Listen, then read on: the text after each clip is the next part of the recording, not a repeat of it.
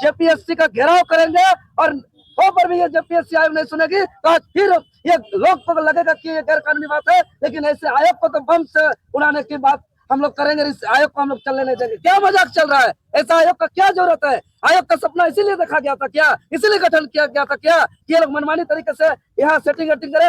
अरे CDP JPSC को हम साफ साफ कहना चाहते हैं कि राज्य के अंदर मनमानी को बंद करिए और किसी भी हाल में 18, 19 और 20 जुलाई को जो परीक्षा का घोषणा किया है उसको होने नहीं देंगे। और राज्य के युवाओं को हम बताना चाहते हैं कि महामहिम राज्यपाल जी सारे मामला को, पूरा नियमावली को, पूरा ओएमआर जो बाहर में घूम रहा है, कई ओएमआर जिसमें पेपर 1 का ओएमआर जो घूम रहा है उसमें मात्र 48 क्वेश्चन का आंसर, इस पर जो है कि न्याय करने का बात करिए। आज मुख्यमंत्री जी से हम कहना चाहते हैं कि यहाँ के लोग आपको वोट दे करके आपको मुख्यमंत्री बनाए हैं, यहाँ के लोग आपको वोट दे करके आपको राज्य का सर्वोच्च कुर्सी बनाया है, आपका चेयरपर्सन है आप यहाँ के, और उसके बावजूद यहाँ के युवाओं का भविष्य को बर्बाद किया जा रहा है, खुलेआम बर्बाद किया जा रहा है। यहाँ नियमावली का तार तार किया जा रहा है। जेपीएससी आयोग का नियमावली कहता है कि बिना मेंबर का अगर आप हस्ताक्षर किए रिजल्ट नहीं निकाल सकते हैं, तो ये रिजल्ट जो प्रकाशन किया है ये इनवैलिड संस्था जेपीएससी जो 14वीं जेपीएससी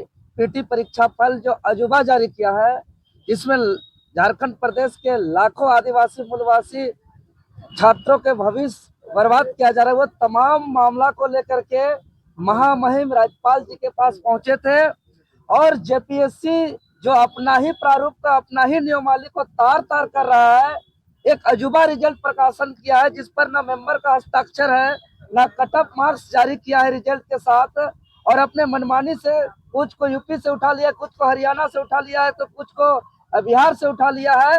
ये सारे मामलों को महामहिम राज्यपाल जी तक पहुंचाए और महामहिम राज्यपाल जी को त्वरित हस्तक्षेप करने के लिए आग्रह किए हैं, क्योंकि राज्य के लाखों युवाओं को महामहिम राज्यपाल जी से अपेक्षा है, उम्मीद है, विश्वास है, आशा है कि एक ऐसा जेपीएससी की हद पार कर दिया है कि हाईकोर्ट का निर्देश है कि कोई भी फॉर्म भरने से मिनिमम 45 दिन उसको परीक्षा का तैयारी करने का समय मिलना चाहिए, जो आयोग के चेयरमैन को इस बात का मालूम नहीं है।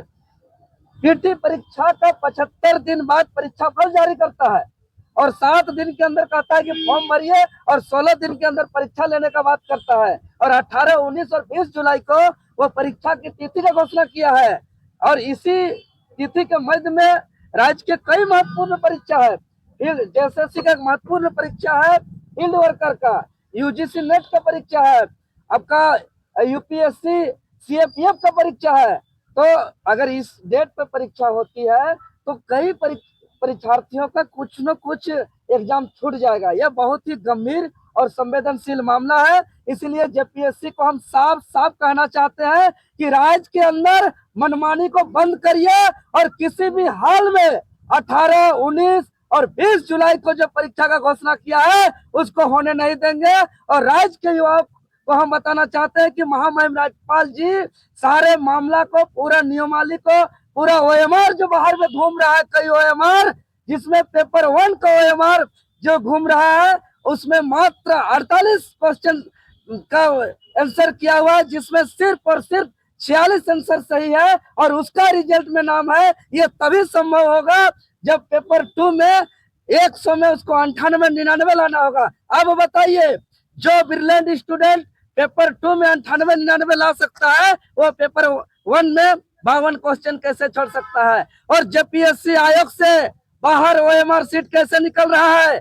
किसी का ओएमआर नहीं दिखाया जा रहा है, यानी किसी का ओएमआर चोरी किया जा रहा है, किसी का ओएमआर फाड़ा जा रहा है, तो किसी का ओएमआर को बाहर ला करके उसको कलर किया जा रहा है। राज्यवासियों, ये कोई मजाक नहीं है, सबसे बड़ी नियुक्ति संस्था है। आज राज्य का संवैधानिक संस्था का गरिमा पर बात है। महामहिम राज्यपाल जी वहीं पे हरा कलम निकाले और हरा कलम निकाल करके तुरंत कहे कि हम मुख्यमंत्री जी को कहते हैं और इसको तुरंत पेपर को आगे बढ़ाते हैं। लेकिन आप लोग छात्र यूनाइट हुए और इसको लेकर के संघर्ष करने का भी सलाह दिए हैं। और महामहिम मुख्यमंत्री जी को भी आप लोग भी अपने स्तर से उनको आग्रह करिए और इस पर जो है कि न्याय करने का बात करिए। आज मुख्यमंत्री जी से हम कहना चाहते हैं कि यहाँ के लोग आपको वोट दे करके आपको मुख्यमंत्री बनाए हैं, यहाँ के लोग आपको वोट दे करके आपको राज्य का सर्वोच्च कुर्सी बनाया है, आपका चेयरपर्सन है आप यहाँ के, और उसके बावजूद यहाँ के युवाओं का भविष्य को बर्बाद किया जा रहा है, खुलेआम बर्बाद किया जा रहा है। यहाँ नियमावली का तार तार किया जा रहा है। जेपीएससी आयोग का नियमावली करता है कि बिना मेंबर का अगर आप हस्ताक्षर किए रिजल्ट नहीं निकाल सकते हैं। तो ये रिजल्ट जो प्रकाशन किया है ये इनवैलिड रिजल्ट है, ये अवैध रिजल्ट है। इस रिजल्ट को रद्द किया जाए, सीबीआई से जांच किया जाए और दोषी पदाधिकारी अधिकारियों पर कड़ी कार्रवाई किया जाए और पारदर्शिता से एग्जाम लिया जाए। चूंकि इसमें वीडियो सीओडीएसपी बनते हैं। आगे की रणनीति हम लोग महामहिम राज्यपाल जी साहब कहती है कि हम पूरा इसको आगे बढ़ाते हैं और तुरंत अपना रणनीति बताइए। अभी माननीय मुख्यमंत्री जी के पास हम लोग जाएंगे। अभी टाइगर जयराम महतो जी हमारे विधायक जी से भी हमारी बातें हुई और हम लोग सारे चीजों से अवगत करा दिए। विधायक जी साहब कह दिए हैं कि जेपीएससी को छोड़ना नहीं है, इस लड़ाई को लड़ना है और मुख्यमंत्री जी से वो भी बात कर रहे हैं, हम लोग भी अभी बात करने जाएंगे और इसको न्यायालय में भी लड़ेंगे और नहीं तो जेपीएससी का घेराव करेंगे और वो पर भी ये जेपीएससी आयोग नहीं सुनेगी तो फिर ये लोग को लगेगा कि ये गैर कानूनी बात है, लेकिन ऐसे आयोग को तो बम से उड़ाने की बात हम लोग करेंगे। इस आयोग को हम लोग चलने नहीं देंगे। क्या मजाक चल रहा है? ऐसा आयोग का क्या जरूरत है? आयोग का सपना इसीलिए देखा गया था क्या? इसीलिए गठन किया गया था क्या कि ये लोग मनमानी तरीके से यहाँ सेटिंग वेटिंग करे? अरे सीडीपीओ का कुछ दिन पहले रिजल्ट आया, 20 महिला सीट आरक्षित था महिलाओं के लिए, 20 में 19 सिर्फ यूपी का है। सोनभद्र जिला का एक ही रूम पार्टनर 3 लड़की का है। यही जेपीएससी है। पाकुड़ में 4 सेंटर था, 4 सेंटर में एक भी स्टूडेंट का सिलेक्शन नहीं हुआ है। बहुत संदेह है, बहुत प्रश्न चिन्ह खड़ा होता है इस जेपीएससी पर।